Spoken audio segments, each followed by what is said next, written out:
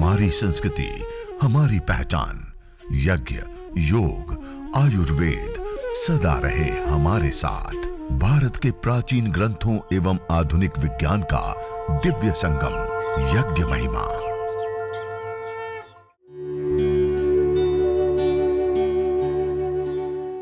भारतीय संस्कृति में यज्ञ, योग एवं आयुर्वेद जैसी अमूल्य विद्याएं हैं, जिसका मूल है वेद। इतिहास की ओर दृष्टि डालें तो भगवान राम, भगवान कृष्ण से लेकर राजा महाराजाओं, ग्रामवासियों व अरण्यवासी ऋषियों की कुटियों तक नित्य व नैमित्तिक यज्ञों का प्रचलन देखने को मिलता है।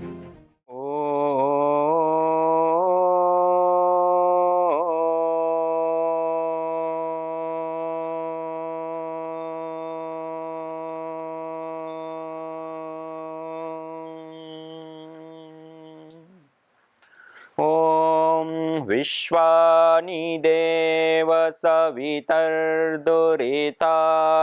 परासुवा यद्भद्रं तन्न आसुवा। सर्वरक्षक परम पिता परमात्मा को याद करते हुए, उनको कृतज्ञता पूर्वक प्रणाम नमन वंदन करते हुए आज हमारे आदरणीय पूज्य स्वामी पुण्यदेव जी महाराज, जिनके अथक तप और पुरुषार्थ के कारण आज संपूर्ण भारतवर्ष में सबसे पहले योग प्रचारक प्रकल्प और अब यह विशेष ग्रामीण आरोग्य केंद्र का जो यह विशाल प्रकल्प है, उसको वो निरंतरता के साथ आगे बढ़ा रहे और आप सब लोगों को मार्गदर्शन से लेकर के सारी चीज़ें प्रदान कर रहे हैं। उनके चरणों में मैं प्रणाम करता हूं, नमन करता हूं, वंदन करता हूं। और आज हम सब लोगों को साथ में जोड़ करके जो हमारी ऋषियों की पावन विद्या है, उन विद्याओं के साथ हमें खाली रोजगार ही नहीं दिया जाता है, रोजगार के साथ हमें आत्मनिर्भर, स्वनिर्भर बनाया जा रहा है। हमें और भी बहुत सारा कुछ दिया जा रहा है, ज्ञान विज्ञान, जिससे हम अपने जीवन को उन्नत कर सकते हैं, स्वस्थ बना सकते हैं, आध्यात्मिक जीवन में हम पूर्णता को प्राप्त कर सकते हैं। वो विद्याएं भी आप तक पहुंचाने का पूर्ण पूज्य स्वामी जी महाराज प्रयास कर रहे हैं।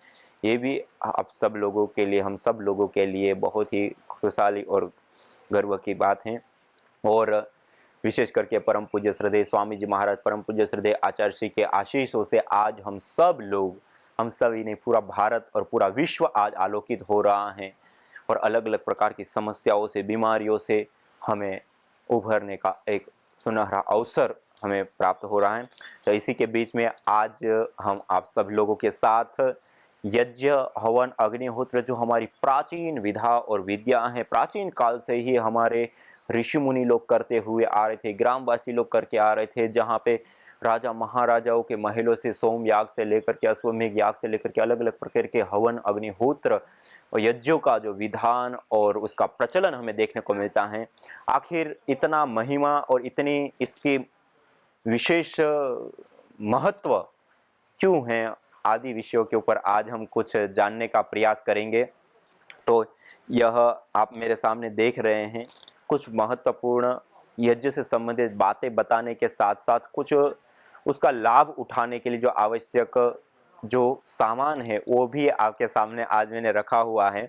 तो सबसे पहले मैं आपको बताना चाहता हूँ, देखिए हम जिस जीवन को जी रहे हैं उसमें हम अनेक चीज़ों का प्रयोग लेते हैं और जिन 5 तत्वों का, अग्नि, वायु, जल, पृथ्वी आदि 5 तत्वों का हम प्रयोग ले रहे हैं, उसी से हमारा तन बना है, उसी से पर्यावरण बना है, उसी में हमारा जीवन चलता है और उसी में हमारा जीवन पूर्णता को प्राप्त होता है। और यह जो पंचभूतात्मक देह से लेकर के पंचभूतात्मक इस संपूर्ण ब्रह्मांड में श्वास और संतुलन कायम करने की कोई विधा और विद्या है तो वह यज्ञ विद्या है। यज्ञ को करने से पंचभूतात्मक देह से लेकर के पंचभूतात्मक इस संपूर्ण ब्रह्मांड में स्वास्थ्य और संतुलन कायम होता है, सात्विकता का संचार होता है। इसमें विशेष रूप से हमारे तन के अंदर किसी भी प्रकार के रोग है, हम 2 शब्द सुनते हैं, एक आदि और एक व्याधि। तन से संबंधित जितनी भी समस्या है उसको कहते हैं व्याधि और मन से संबंधित जितनी भी समस्या है उसको कहते हैं आदि। आदि और व्याधि से मुक्ति और समाधि से युक्ति की ओर ले जाने वाली कोई विद्या है तो वह यज्ञ विद्या है। इसलिए हमारे प्राचीन काल में हमारे ऋषि मुनि लोग प्रतिदिन इस यज्ञ को एक अनुष्ठान की भांति वेद मंत्रों का उच्चारण करते हुए और देवी शक्तियों का आह्वान करते हुए अग्निर्वै देवा नामुख, अग्नि सभी देवताओं का मुख, और उसमें विशेष विशेष हवीर द्रव्यों की आहुतियां देता हुआ जो हमारा प्राचीन एक यज्ञ का जो दृश्य हमारे सामने आता है, वो एक विचार करते ही हमारा मस्तिष्क एक आलोक से भर जाता है, एक प्रकाश से भर जाता है, एक विशेष प्रकाश हमें प्राप्त होता है। उस विद्या को जब हमें स्वयं को सीखने का मौका मिले, हम स्वयं को करने का मौका मिले, तो इससे तो बड़ी और पुण्य की और बात क्या हो सकती है। वैसे भी यज्ञ को श्रेष्ठतम कर्म का, बहुत सारे कर्म हैं जो हम कर सकते हैं मनुष्य जीवन में आकर के, बहुत सारे कर्म, लेकिन उन बहुत सारे कर्मों में सबसे श्रेष्ठतम कोई कर्म होता है तो वो यज्ञ होता है। क्यों? क्योंकि आप कोई एक कार्य करते हैं, उससे आपको स्वयं को लाभ है तो एक अच्छा है, लेकिन दूसरा है कि आपको स्वयं को लाभ है लेकिन आपके आसपास में रहने वाले लोगों को भी लाभ है, तो उससे भी श्रेष्ठ वो कर्म कहा जाएगा। एक ऐसा कर्म है जिसमें आपको भी लाभ है, आपके आसपास में रहने वाले लोगों को भी लाभ है, उतना ही नहीं आपसे दूर रहने वाले लोग, पेड़ पौधे, पशु पक्षी और संपूर्ण प्रकृति को भी जिसका लाभ है, तो इससे तो बढ़िया और किस कर्म को हम कह सकते हैं। और ऐसा सबको लाभ देने वाला, समान रूप से लाभ देना है, देवीय शक्तियों को तृप्त पुष्ट करने से लेकर के, प्रकृति के शोधन और पोषण से लेकर के, ईश्वर की आराधना से लेकर के, आध्यात्मिक जीवन की उन्नति से लेकर के, भौतिक जीवन में धन धान्य समृद्धि से लेकर के, सुसंतान से लेकर के, सब कुछ देने वाला। इसलिए यज्ञ को कहा वेदों में शुचि जीवो अग्नि सहस्रारंभ, यह पवित्र ज्वाला वाली जो यज्ञाग्नि होती है वह हमें हजारों हजारों लाभ प्रदान करने वाली होती हैं। और इस यज्ञाग्नि के अंदर जो अलग अलग प्रकार की हम आहुतियां देते हैं, हविया देते हैं, वह अलग अलग प्रकार की गैसें बनती है, वो पार्टिकल के रूप में कन्वर्ट होता है, वह गैस के रूप में कन्वर्ट होता है, वह एनर्जी ऊर्जा के रूप में कन्वर्ट होता है। जब वह एनर्जी के रूप में, ऊर्जा के रूप में, गैस के रूप में और पार्टिकल के रूप में कन्वर्ट होता है तो उसके अपने अपने एक विशेष और महत्वपूर्ण लाभ होते हैं। उसमें सबसे पहला गैस फॉर्म में जब वो कन्वर्ट होता है तो वो कई गुना बढ़े। जैसे हम गाय का घी को ही जलाते हैं तो 1864 गुना गैस फॉर्म में कन्वर्ट होता है और उसके अंदर मल्टीपल कई सारी प्रकार की गैसें होती है। आज मैं आपके सामने हमारे प्राचीन शास्त्रों से लेकर के, शास्त्रों को भी लेकर के आपके बीच में आया हूं, और वर्तमान आधुनिक साइंस जिसको हम रिसर्च कहते हैं, सर्च हमारे ऋषि मुनि लोग करके गए थे जो हमें आज शास्त्रों में उपलब्ध है। उन्होंने सर्च किया था, उन्होंने जिन बातों को सर्च किया था, हमने बताया था, खोज किए थे, उसी के ऊपर आज हम रिसर्च कर रहे हैं, दोबारा खोज रहे हैं, ना कि हम उसको आविष्कार कर रहे हैं। और उस हमारे ऋषि मुनियों के द्वारा कही हुई जो महत्वपूर्ण बातें हैं उन बातों को भी साइंस भी आज मानता है और उसमें भी ये विशेष रूप से सिद्ध हुए। देखिए ये रिपोर्ट आप मेरे सामने देख रहे हैं, इस रिपोर्ट के अंदर जो हम गाय का घी जलाते हैं, जैसे मैंने कहा 1864 गुना वो गैस फॉर्म में कन्वर्ट होता है, तो वो जो 1864 गुना गैस फॉर्म में कन्वर्ट हुआ आखिर उसके अंदर है क्या, तो हमने उसको एनालाइज किया PRI पतंजलि रिसर्च इंस्टीट्यूट में, और ये आप उसकी रिपोर्ट देख पा रहे हैं। इस रिपोर्ट के अंदर यह कंपोनेंट्स की पूरी पिक्स बताई हुई हैं, ये उसके बारे में पूरी डिटेल्स बताई हैं, और ये उसके कंपोनेंट्स हैं कि उसके अंदर कौन कौन से तत्व हैं, कितनी कितनी मात्रा में और किस प्रकार से वो पाए जाते हैं, ये सारी की सारी टोटल डिटेल। और ये गाय के घी को जलाने पर यह आप देख रहे हैं 18 कंपोनेंट्स पाए जाते हैं, 18 कंपोनेंट्स। और एक गुगुल है जो हमारे प्राचीन काल से ही हमारे घरों में, हमारी दादी, हमारे दादा, हमारे पूर्वज घर में प्रतिदिन यज्ञ किया करते थे और उसके बाद धुनी किया करते थे गूगल की। उस गूगल के धुएं से भी आप देख पा रहे हैं यह 25 कंपोनेंट पाए गए, और यह जो एक एक कंपोनेंट्स होता है वो विशेष विशेष आप ये देख पा रहे हैं लाभ देने वाला।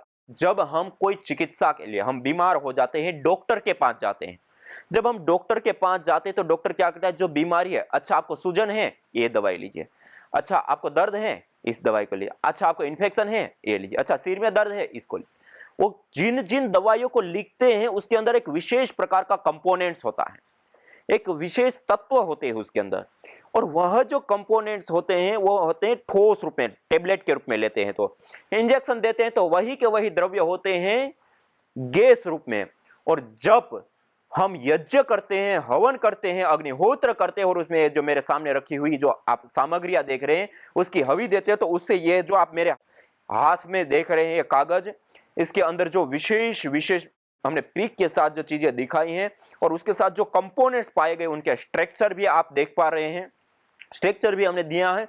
और उसके साथ साथ वह कंपोनेंट्स जो मॉडल मेडिकल साइंस में जिन टेबलेट्स को, जिन इंजेक्शन को हम लेते हैं उसमें वो कंपोनेंट जिस काम में आता है, उस कंपोनेंट्स का जो मेंशन किया गया है, खोज की गई है, वह भी यहां पे आप देख पा रहे हैं कि जो ऑटो इम्यून डिजीज जिसको कहा जाता है उसको ट्रीट करने से लेकर के anti cancerous, anti inflammatory, anti microbial से लेकर के हर प्रकार के जो हम अलग अलग रोगों के लिए अलग अलग औषधियां खाते हैं, वो मल्टीपल कंपोनेंट्स एक साथ अवेलेबल फॉर्म में परमिसिबल लिमिट के अंदर एक साथ यह यज्ञ के अंदर प्राप्त होते हैं। ये सबसे बड़ी बात। ये जब हम यज्ञ करते हैं, हवन करते हैं, अग्निहोत्र करते हैं, तो उसके माध्यम से निकलने वाली यह जो गैसें हैं उसको एनालाइज करके, उसके ऊपर रिसर्च करके भी हमने देखा है और उसके अंदर जो विशेष लाभ प्राप्त होते हैं, वो जो मैंने आपको कहा, ये साइंस में भी ये चीजें पाई गई हैं, शास्त्रों में भी ये बातें, शास्त्रों ने तो खोज किए थे ऋषि मुनियों ने और हमने रिसर्च किया, दोबारा सर्च किया है। तो यह जो चीजें हमारे सामने आ रही हैं, इससे आप देख पा रहे हैं कि ये जो हम यज्ञ करते हैं वो केवल मात्र कर्मकांड, पूजा पाठ नहीं, अपितु एक विज्ञान है।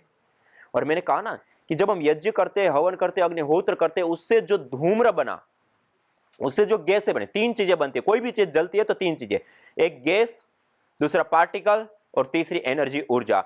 जब वह गैस फॉर्म में कन्वर्ट होता है तो उसके तीन महत्वपूर्ण और विशेष लाभ होते हैं। उसमें सबसे पहला और महत्वपूर्ण लाभ होता है वायु का शोधन होना।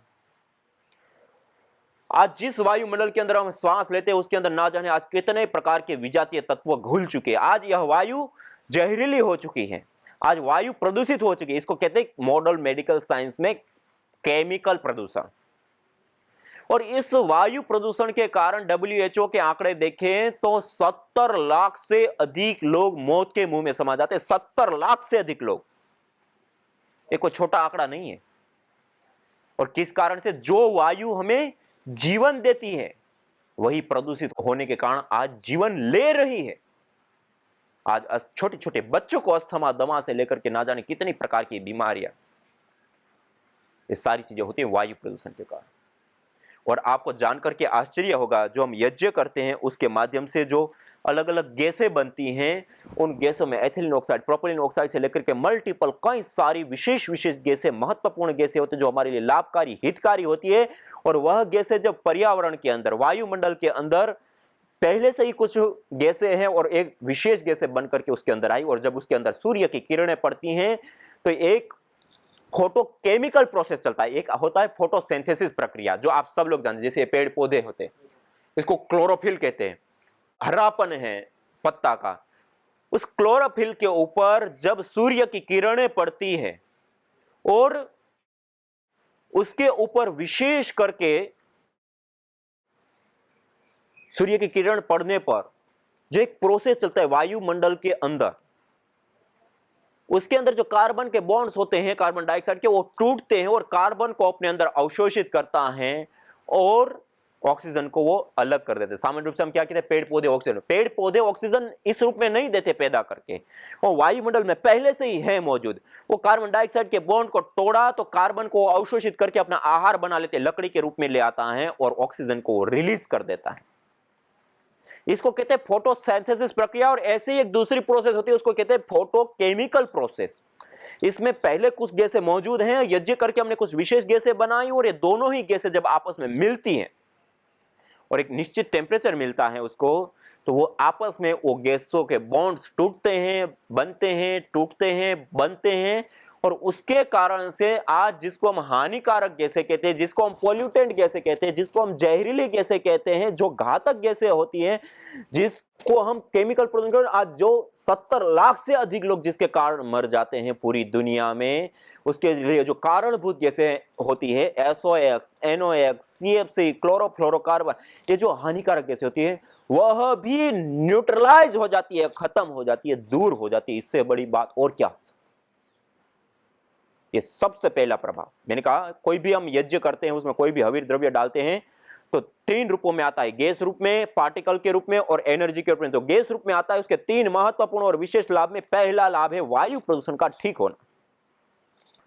दूसरा लाभ, यह गैसों के अंदर, जैसे मैंने रिपोर्ट बताई, उसके अंदर अलग अलग मल्टीपल कंपोनेंट्स होते हैं, और यह जो मल्टीपल कंपोनेंट्स होते हैं, उस कंपोनेंट्स को, जैसे मैंने कहा, चिकित्सा के रूप में हम वर्तमान में प्रयोग करते हैं, ठोस रूप में, द्रव रूप में।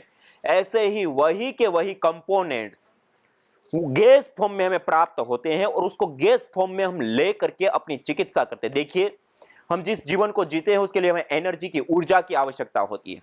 वह एनर्जी, वह ऊर्जा हम प्राप्त करते हैं आहार के माध्यम से, और वह आहार हम लेते हैं 3 रूपों में, ठोस, द्रव और गैस। ठोस रूप में हम लेते हैं रोटी, दाल, चावल आदि। द्रव रूप में हम लेते हैं पानी, दूध, जूस आदि। और गैस रूप में हम आहार लेते हैं वायु। ये 3 रूपों में निरंतर हम आहार ले रहे हैं।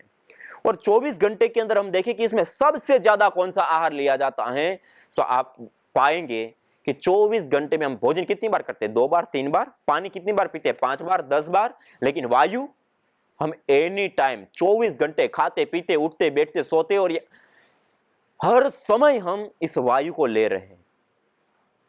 अर्थात सबसे ज्यादा लिए जाने वाला हमारे द्वारा कोई आहार होता है तो वायु होता है। सबसे ज्यादा के साथ साथ आप इंपॉर्टेंस, महत्व भी उसका देखिए। हम भोजन को ना ले, ठोस रोटी, दाल, चावल आदि, तब भी हम 2 से 3 दिन जीवित रह सकते हैं। हम पानी, दूध, जूस आदि ना ले, तब भी हम 2 से 3 सप्ताह तक जीवित रह सकते हैं। लेकिन हम वायु ना ले तो 2 से 3 मिनट भी जिंदा नहीं रह सकते। 3 मिनट भी। इतना महत्व होता है हमारे इस जीवन को चलाने के लिए वायु का। और जब हम यज्ञ करते हैं, हवन करते हैं, अग्निहोत्र करते हैं, तो उससे निकलने वाली जो गैसें हैं, उस गैसों के अंदर यह मेडिसिनल कंपोनेंट्स विशेष रूप से उसके अंदर होते हैं।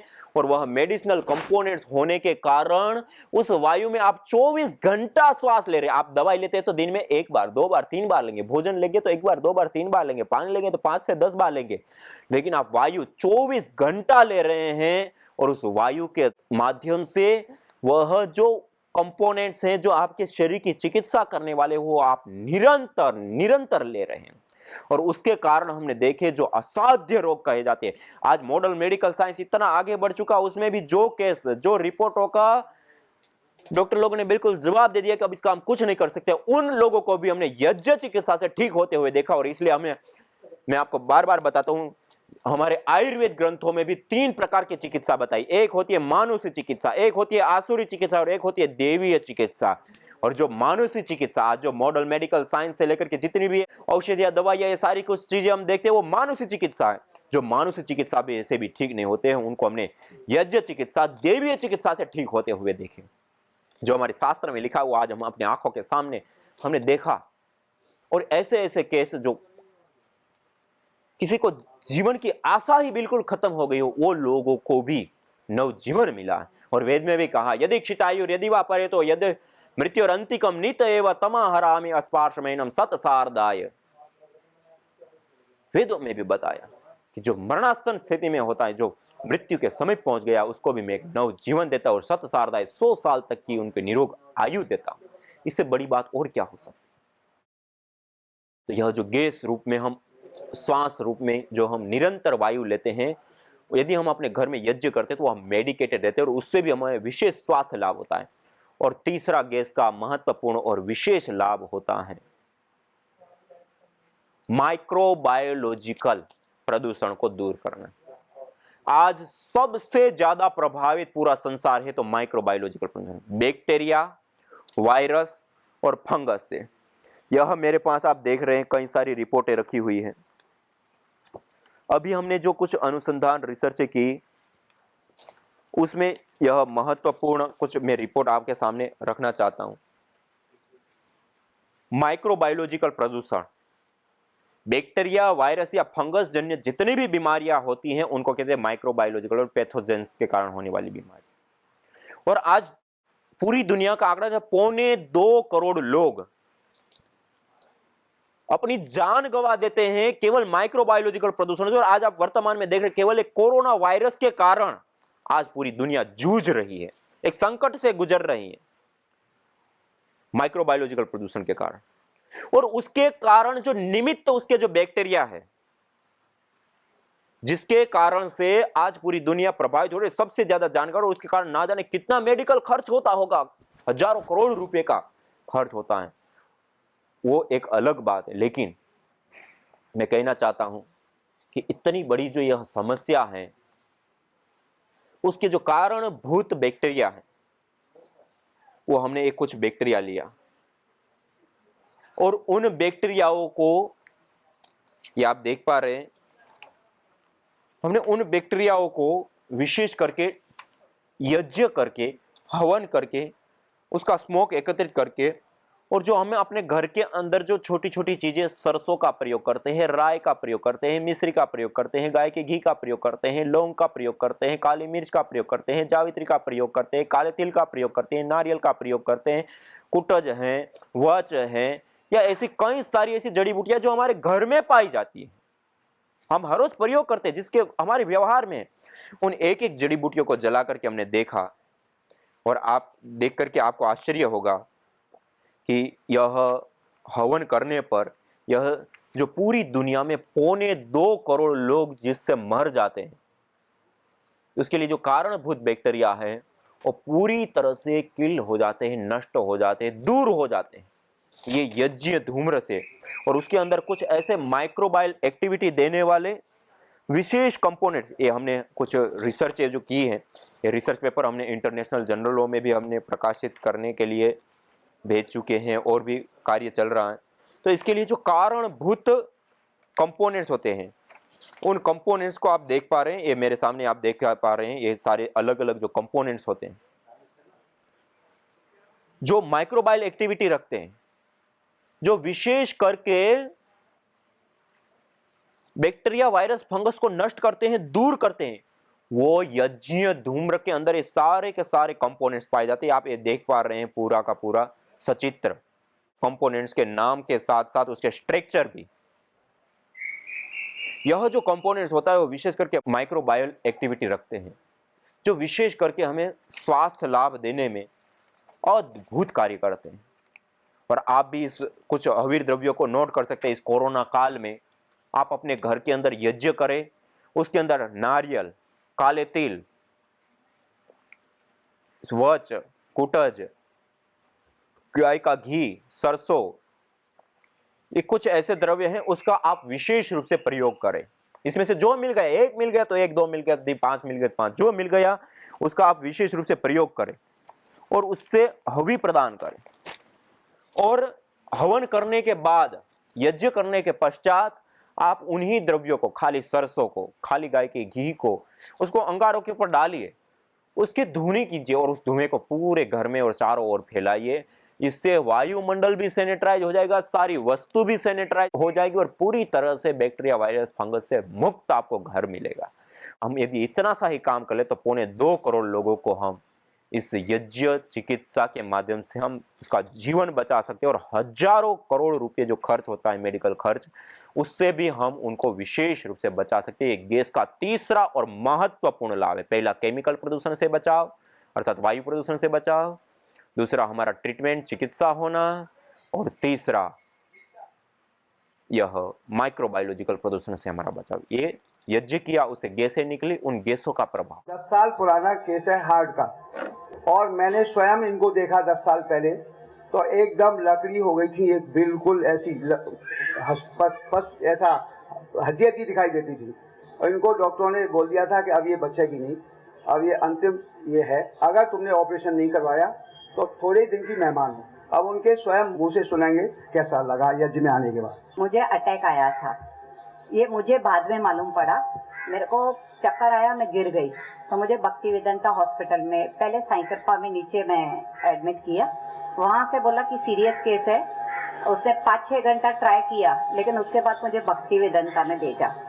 तो 3 दिन के बाद मुझे होश आया। डॉक्टर लोगों ने टोटल घर वालों को जवाब दे दिया, बोला भी ऊपर वाले के हाथ में।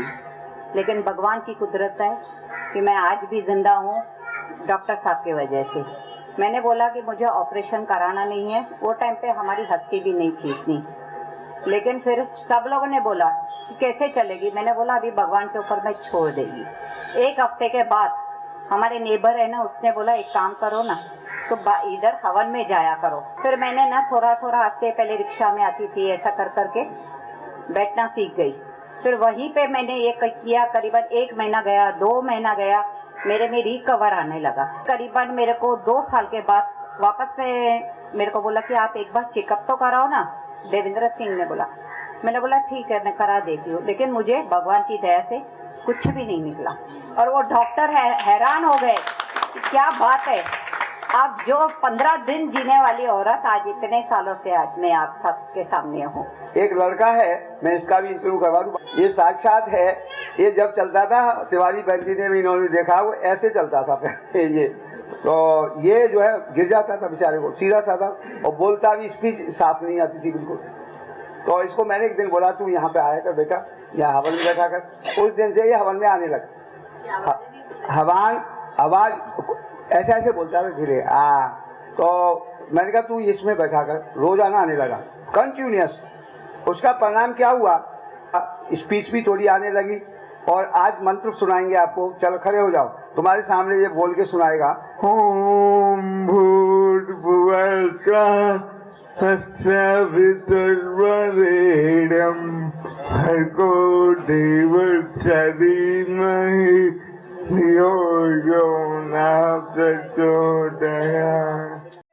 यज्ञ भारतीय संस्कृति की मुकुट मणि है, प्रतीक है, मूल है। मानव जीवन के हर पहलू के साथ यज्ञ जुड़ा हुआ है, चाहे वह संस्कार हो, चाहे पूजा पाठ, या फिर पर्व से लेकर हर शुभ अशुभ अवसरों में भी यज्ञ करने की सार्वभौमिक, वैज्ञानिक एवं पंथ निरपेक्ष पावनी परंपरा रही है। आइए हम संकल्प लें, संसार के श्रेष्ठतम कर्म यज्ञ को अपनाएं। पिंड और ब्रह्मांड में संतुलन कायम करने वाले यज्ञ को अपने जीवन का अभिन्न अंग बनाएं एवं प्रकृति मां के प्रति अपने ऋणों को अदा करें। विश्व स्वास्थ्य का एक नारा, यज्ञ से होगा जग उजियारा।